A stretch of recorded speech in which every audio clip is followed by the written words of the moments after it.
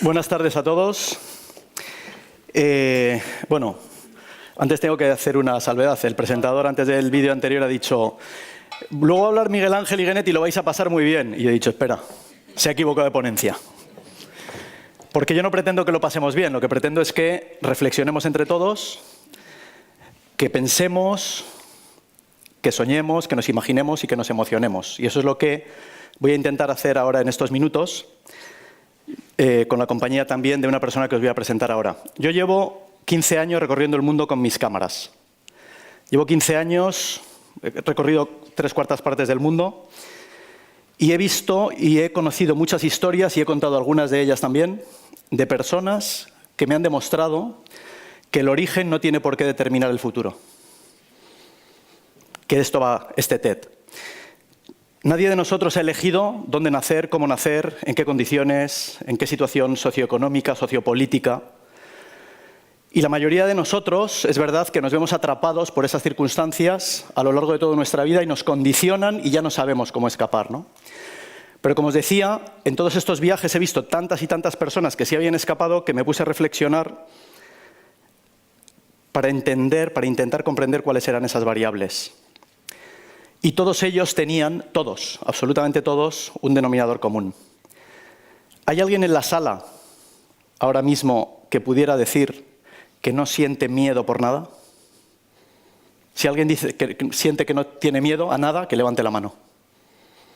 ¿Tú no tienes miedo a nada? Pues tienes que dar una charla para enseñarnos a todos los demás. Pero efectivamente eres la excepción. Todos tenemos miedo. Todos tenemos miedos. Nos los han inculcado desde pequeñitos, a veces con sentido, pero muchas veces sin él. Así que vamos creciendo con muchísimos miedos. ¿Pero a qué tenemos miedo? Pues primero tenemos miedo al propio miedo. Tenemos miedo a sentir miedo. A nadie le gusta sentir miedo. Excepto esos 4 que dicen que las películas de terror sí y se van a verlas, pero en realidad es mentira, porque saben que es una película. Pasan mucho miedo en ese momento, pero luego todo está normal. Tenemos miedo en nuestro camino para cumplir nuestros sueños, para que nuestro origen no determine nuestro destino. Tenemos miedo a no tener determinación, a no ser capaces, a no creer suficiente en nosotros mismos como para decir: ¿voy a ser capaz de llegar a ese sitio al que quiero? Decía un tío mío que murió hace 2 años, desde que éramos niños, a mis primos y a mí, nos decía: mirad, lo que hace un hombre lo hace otro. Y tenía razón. De repente hay alguien que es capaz de hacer una tarea, la que sea, en una semana. Y a lo mejor nosotros necesitamos 1 mes, o 6 meses, o 1 año. Pero la realidad es que la mayoría de las cosas que uno se propone es capaz de hacerlas. Y como dice mi madre, dice: hijo, nadie nunca te va a preguntar cuánto tiempo tardaste en hacer algo, o cuánto esfuerzo, cuánto sacrificio, cuántas horas le tuviste que meter. A la gente no le importa esto. Realmente le importa si lo has conseguido o no. Por lo tanto, como lo que vale es efectivamente que tú vayas en el camino en el que quieres ir, luches por eso por lo que quieres luchar, hazlo. Tenemos mucho miedo a no tener esa determinación. Tenemos miedo al rechazo. Muchos tenemos miedo al rechazo. Pero la pregunta que deberíamos hacernos es: ¿a qué rechazo tenemos miedo? Desde luego no lo vamos a sentir de las personas que nos aman, porque si la gente que nos ama nos rechaza es que no nos ama. Por lo tanto, está bien aprender eso cuanto antes. Podemos pensar que tenemos un amigo y ante una situación concreta nos ha rechazado. Perdón, no es verdad. Un amigo no te puede rechazar. Es que no era tu amigo. Qué bien que lo sepamos. Pero además dices: ¿al qué? Al rechazo de la sociedad, del resto de la gente. Vivimos en un mundo en el que toda la gente opina de nosotros, de manera mejor o peor intencionada. Todo el mundo nos da consejos, todo el mundo nos critica, todo el mundo opina de nuestra vida. Pero ¿sabéis cuánto debería realmente importarnos eso? ¿Sabéis cuánto le importa eso a todas las personas que son capaces de hacer que su origen no determine su destino? Nada. Y la reflexión que deberíamos hacer es la siguiente. Si nosotros nos muriésemos mañana, todos nos morimos mañana, ¿sabéis qué harían pasado mañana todas esas personas que se han permitido opinar de nuestra vida, que se han permitido darnos consejos, que se han permitido juzgarnos? ¿Sabéis qué harían pasado mañana? Seguir con su vida tan tranquilos. Por lo tanto, le digo siempre a todo el mundo: si yo me voy a morir mañana y no estás dispuesto a enterrarte conmigo, no te atrevas a opinar sobre mi vida. No te atrevas a juzgarme, no me des consejos que no te pido. Justamente por eso.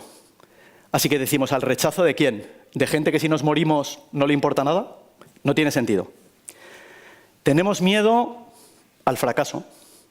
Por eso no emprendemos muchísimas tareas en nuestra vida. Pero resulta que dices, ¿qué es el fracaso?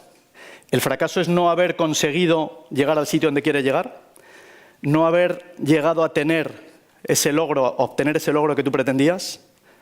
Pues la realidad es que no. Todas las personas que han intentado hacer cosas en la vida, aunque no las han conseguido, no sienten ninguna sensación de fracaso, porque la verdad es que el fracaso y la real sensación de fracaso se tiene cuando uno no lo intenta. Y todas las personas que son capaces de cambiar sus orígenes y de que no determine su destino, han sido capaces de vencer ese miedo al fracaso. Tenemos miedo a no tener el compromiso suficiente con eso que nosotros hemos dicho que queremos hacer, o con eso que queremos conseguir. Pero fijaros, os voy a contar cómo funciona esto. La secuencia normal que todos pensamos, porque nos la han contado así, es que primero se produce el deseo de cualquier cosa y luego aparece la voluntad. Es decir, yo quiero comprarme un coche nuevo, deseo comprarme un coche nuevo y entonces decido que voy a hacer todo lo necesario, voy a trabajar los fines de semana, voy a dejar de salir a cenar para ahorrar dinero para comprarme ese coche. Este es el modelo lógico. Nos han contado que esto es así, pero es mentira. La realidad es que el acto volitivo, la voluntad, es anterior al deseo. Quiere decirse que para cuando nosotros deseamos algo profundamente, es porque íntimamente ya nos hemos comprometido con nosotros mismos a hacer todo lo necesario para conseguirlo. Fijaros cómo es el cambio de paradigma. Esto quiere decir que cuando tengamos un deseo profundo, no dejemos de intentar cumplirlo, porque se va a cumplir. Ya hay un compromiso interno, interior nuestro, para hacer todo lo necesario. Y esto es así, es un arma muy poderosa. Y todas las personas que son capaces de hacer que su origen no determine su futuro, lo saben. Y por lo tanto lo ejecutan. Tenemos miedo, obviamente, a rendirnos por el camino. A todos nos da mucha vergüenza. No es ya solo por nosotros, no es por lo que piensen los demás. Pero antes hemos explicado qué importa el miedo al rechazo. ¿Al rechazo de quién? ¿Rendirnos ante quién? ¿Ante nosotros mismos? Yo puedo intentar, me encantaría hacer un triatlón. Tengo mi rodilla averiada, sé que no lo puedo hacer, pero yo estaba escuchando antes al compañero y me ha picado. Digo, pues oye, pues voy a intentarlo. Y me quedaré por el camino, no pasa nada. ¿Me rendí? No, llegué hasta donde podía. Llegué hasta donde podían mis fuerzas, porque a veces no tenemos la capacidad de controlarlo todo. Pero yo no me he rendido. Y luego tenemos un miedo enorme a confiar. Pero resulta que es un miedo irracional. Porque fíjate, empezamos confiando en los políticos, con lo cual si confiamos en los políticos, a partir de ahí ya, ¿a qué tenemos miedo a confiar? Pero confiamos en el conductor de autobús cuando nos subimos, confiamos en el piloto del avión cuando nos subimos, confiamos en nuestro corazón, que no deje de latir. Pero resulta que me doy cuenta de que la mayoría de las personas confiamos en aquellas cosas que no podemos controlar y sobre las que no podemos tomar decisiones. No me queda más remedio que confiar en que mi corazón siga latiendo, porque no puedo hacer nada para que lo haga o no lo haga. Así que el salto que dan las personas que son capaces de cambiar su destino, de cambiar el destino que su origen les tenía predeterminado, es que son personas que confían. Han dado el salto y se han dado cuenta de que confiamos en tantas cosas porque no nos queda remedio, que por qué no confiar en nosotros mismos, por qué no confiar en la magia de la vida, por qué no confiar en nuestro corazón. Iban por la selva una vez un guía y una chica en una expedición y se habían adentrado ya 8 horas.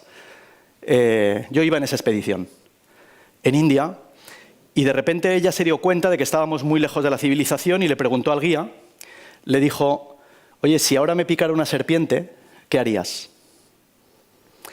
yo dije, la pregunta es potente, vamos a ver qué dice el guía, ¿no? Y el guía le dijo lo siguiente. Le dijo, mira, todos los problemas, o toda la solución a los problemas y todas las respuestas a todas las preguntas que tenemos los seres humanos están contenidas en el espacio que hay si estiramos el brazo y giramos sobre nosotros mismos 360 grados. En este espacio están todas las respuestas. Y él dijo, cuanto más grande es el problema, el espacio se va cortando. Y si el problema es muy grave de verdad, le dijo, la solución está aquí, tocándose el corazón. Todas las personas que son capaces de salir de ese destino que tenían predeterminado han hecho una cosa, que es poner el corazón y confiar. A esto yo lo llamo ser capaces de saltar el miedo, porque la vida con mayúsculas está realmente al otro lado del miedo. A este lado está la supervivencia. Está el que trabajemos para comer, está el que hagamos las cosas cotidianas. Pero yo no sé si esto tiene que ver con lo que realmente uno siente, con lo que realmente uno sueña. Y la realidad es que la única obligación que tenemos para con nosotros mismos, los seres humanos, porque tenemos obligaciones con todo el mundo, con nuestros padres, con nuestra familia, con los compañeros de trabajo, con los amigos, con la sociedad, con Montoro, con todo, tenemos obligaciones. Pero con nosotros solo tenemos una, que es perseguir nuestros sueños. Es la única obligación que tenemos. Y por supuesto es normal que alguien piense y pregunte, ¿pero acaso perseguir los sueños me va a dar la felicidad? La respuesta es muy clara. Por supuesto que no. Puede dártela o no. Lo que sí estoy seguro es que no perseguirlos te va a dar infelicidad. No importa si lo conseguimos o no. No importa si nos quedamos por el camino. Hemos sido capaces de saltar al otro lado del miedo. Y os voy a presentar a una persona que representa todo esto que acabo de explicar ahora. Pero antes, quiero que hagamos un pequeño ejercicio durante 10 segundos para intentar entender la dimensión de esta persona a la que yo voy a presentar ahora. Y me gustaría que nos tapemos los ojos con las manos. En esta posición, con los ojos tapados, nos vamos a quedar además en silencio 10 segundos.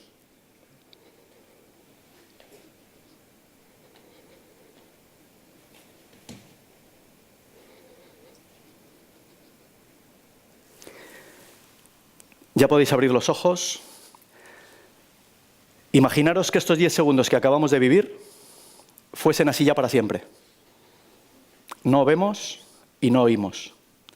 Y que además no hemos visto y no hemos oído nunca. Y ante esa situación, esta persona es capaz de haber vencido el miedo al miedo, de dejar de tener miedo a si va a tener determinación o no, de que no le importe el rechazo, de que le dé igual fracasar, de comprometerse con perseguir sus sueños, de saber que va a luchar hasta sus últimas fuerzas, no rendirse, y además confiar. Yo estoy rodando la película de la vida de esta persona. Y vamos a poner un vídeo de 2 minutos para que lo veáis.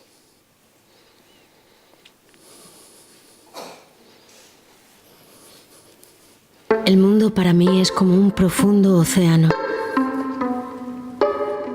Este silencio sin fin. El camino. Estoy en el camino, pero ¿cuál es la dirección?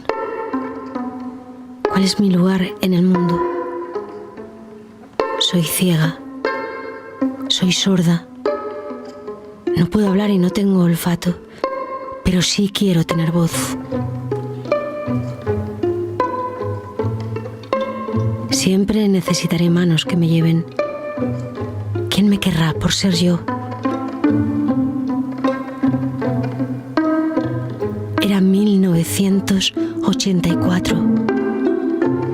Había mucha hambre en Etiopía. Muchos niños sin futuro. Las monjas estaban desbordadas. ¿Qué habría sido de mí si ella no hubiera aparecido? Y ahora mamá Te has ido para siempre. A veces tengo recuerdos, manchas de luz, pero los pierdo. No puedo llegar más lejos, pero sé que está ahí. Algún día volveré a casa. He aprendido lo pequeños que somos, lo frágiles que también son las personas que pueden ver y oír. Comprendí que a veces las dificultades, mis problemas, no los creaba yo por ser como era.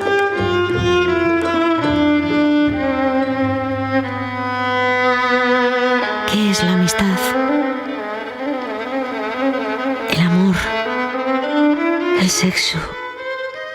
Me gustaría vivirlo, pero tengo miedo. La vida es dura para todos, pero también puede ser un camino apasionante. De cada uno de nosotros depende. Yo aposté por vivir. Me llamo Genet.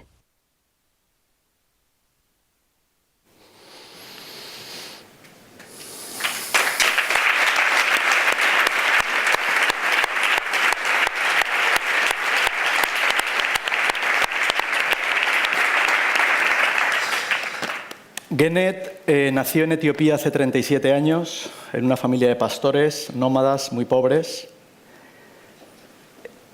Decidieron sus padres biológicos, con 4 hermanos más, que no podían hacerse cargo de ella.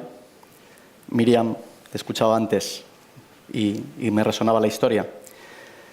Y se dieron cuenta de que si se quedaban con ella, su hija iba a morir, indefectiblemente. Así que hicieron 400 kilómetros para llegar hasta Addis Abeba, desde el poblado en el que vivían, y después de intentar ver si había solución, si podía recuperar la vista o el oído, cuando le dijeron que no en el hospital al padre, el padre comprendió que no podía volver a su casa con ella y la entregó en un orfanato de la Madre Teresa de Calcuta.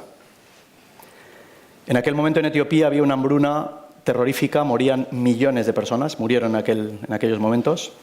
Ella milagrosamente salió viva. Las monjas lo único que podían hacer era darle un plato de comida a los niños que estaban allí cuando lo había, no podían hacer nada más, estaban desbordadas.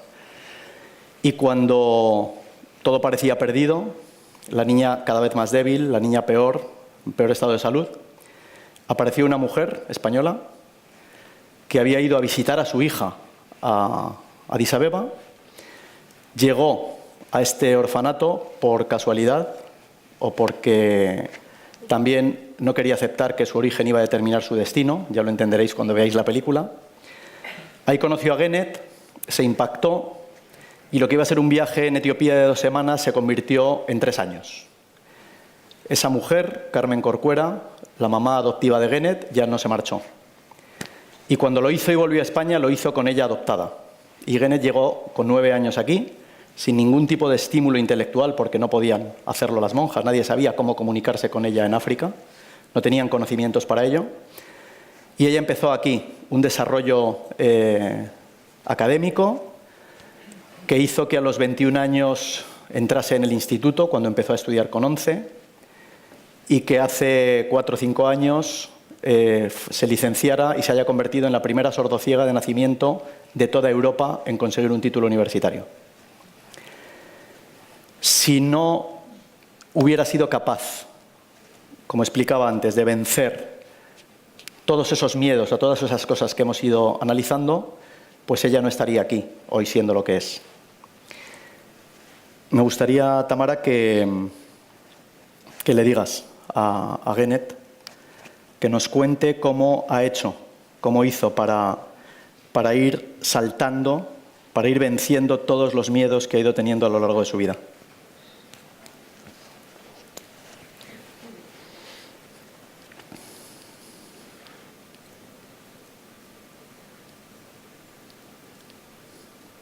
Al principio, evidentemente, en muchas situaciones sentía miedo.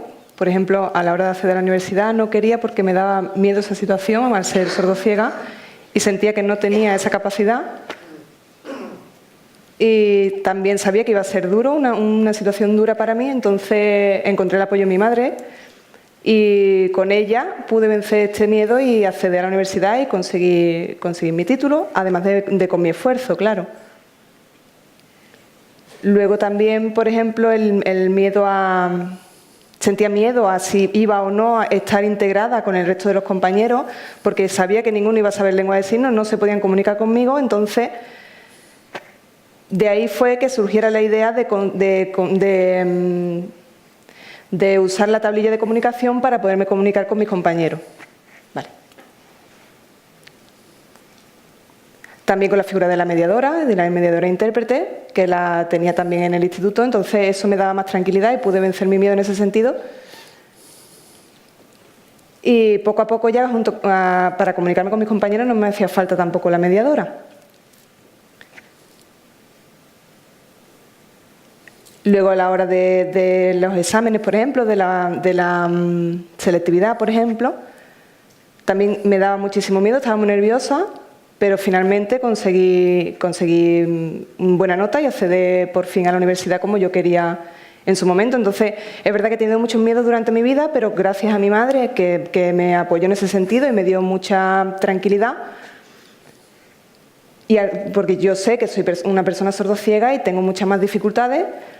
Y una vez que ya ella falleció, pues entonces busqué ese tipo de apoyos en otras instituciones, ¿no? En diferentes instituciones que me han ido ayudando a lo largo de mi vida académica y mi vida normal. Y eso ha sido lo que me ha ayudado también a que esos miedos desaparezcan y se transformen en una lucha de vida para poder ir consiguiendo todo lo que me propongo. ¿Cómo es un día en su vida normal?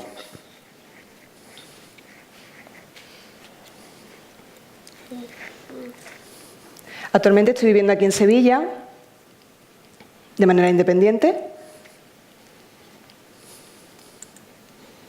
junto con mi perro también. Ahora os explico lo del perro. Y me hace un poco de apoyo también en localizaciones cercanas, porque antes no tenía el perro, claro, entonces estaba muy tranquila, estaba bien, pero no tenía miedo, estaba acostumbrada a vivir sola, porque ya en Madrid tuve esa experiencia al fallecer mi madre, entonces también es verdad que he recibido diferentes apoyos técnicos para mi independencia. Y como yo ya, una vez que falleció mi madre, me quedé sin familias y además me tuve que mudar aquí a Sevilla, pues ese tipo de apoyos los seguí encontrando aquí, entonces me ha ayudado a tener una vida mucho más independiente, claro. He conocido a nuevas personas, nuevas amistades, y muchas veces quedamos y yo creo que cada vez vamos a más en ese sentido, cada vez estamos conociendo a más gente. Luego también, además, con la figura del asistente personal, también me aporta otro tipo de tranquilidad a la hora de moverme, porque es verdad que en localizaciones cercanas, como he dicho antes, me puedo mover bastante bien yo sola. Pero sí, claro, evidentemente, si puedo tener la opción de poderme comunicar con esa persona, pues me siento mucho más tranquila. La zona cercana a mi casa la conozco, entonces en ese sentido estoy tranquila porque me puedo mover con facilidad y con tranquilidad, pero es verdad que fuera de ese ámbito me encuentro un poco con más dificultad, pero bueno.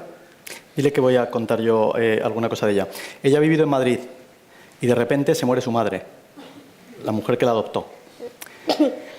Le sale trabajo en Sevilla y decide que se viene a Sevilla, siendo sordociega, que le da igual, deja todo su entorno, el miedo que nos daría a cualquiera de nosotros cuando nos dicen que tenemos que cambiarnos de ciudad o que tenemos que... Ella vive sola, Genet no ve, no oye y no tiene olfato, por lo tanto casi no tiene gusto. Cuando la veáis en la película cocinar, freír, planchar, como una persona completamente normal. Y en el transcurso de la película va dando sorpresas que vamos incorporando, que hemos ido incorporando, y una de ellas fue lo del perro. Claro, uno ve un perro, un sordo-ciego, y piensa que es un perro guía. No, no, no.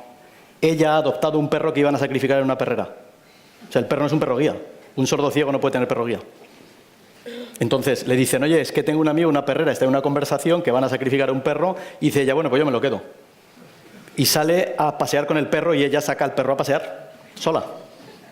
O sea, es decir, era importante el detalle, ¿verdad? Que no es que es un perro guía, no es que ella hace estas cosas. Entonces, pues por ejemplo, nos llevamos la sorpresa de que se va al Sáhara, a los campos de refugiados, a dar cursos a los profesores que trabajan con personas sordociegas para formarles de cómo se tiene que trabajar con niños sordociegos. Y no dice que no a nada. Cuando veáis en la película todo lo que le hemos hecho hacer, comprenderéis hasta qué punto ella va saltando los miedos. Pero fijaros que dice, no, yo tengo miedo, obviamente, igual que cualquiera de nosotros. Pero sin embargo los va saltando uno detrás de otro, uno detrás de otro, uno detrás de otro. Pregúntale qué es lo más importante para ella en la vida.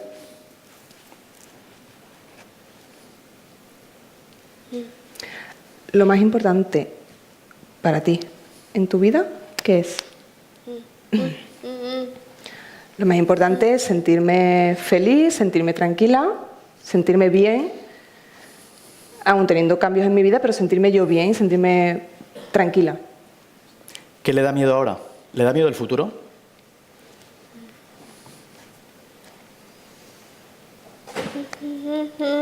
No, no, miedo no, pienso que no.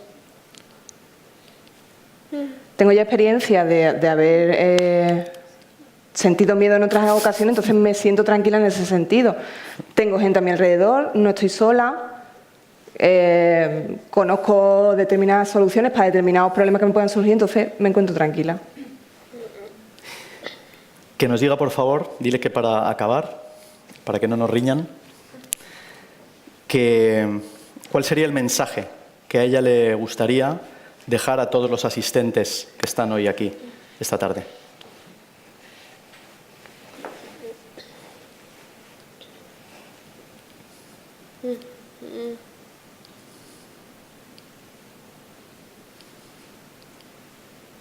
Yo quiero que con la película que estoy participando con Miguel Ángel se vea la evolución que puede tener una persona sordociega. Con esta película que se divulgue también y que la sociedad conozca lo que es la sordoceguera, que mi ejemplo sirva como ejemplo a seguir en ese sentido, que se conozca la sordoceguera, esta discapacidad, y que la sociedad abra los ojos en ese sentido y se dé cuenta de que los sordociegos podemos hacer todo de manera independiente, tenemos capacidad y podemos ser igual de funcionales que cualquier otra persona. Que lo más importante para mí es divulgar que la sociedad conozca lo que es la sordoceguera, lo que conlleva, que se sorprendan de conocerle, de saber lo que conlleva esta discapacidad y de que sepan también que somos capaces de hacer cualquier cosa durante la vida diaria como cualquier otra persona. Pero, ¿y cuál sería su consejo a las personas, a cualquiera de nosotros que tenemos tantos miedos, pero que no tenemos ninguna discapacidad que se vea? ¿Cuál sería el mensaje?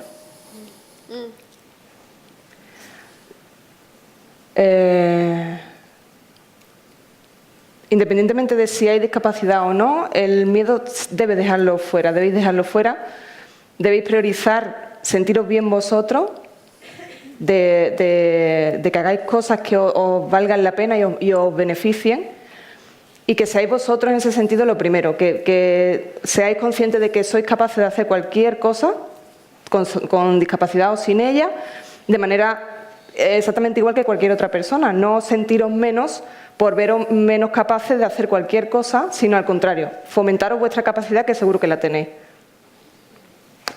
Pues dile que se despida como quiera.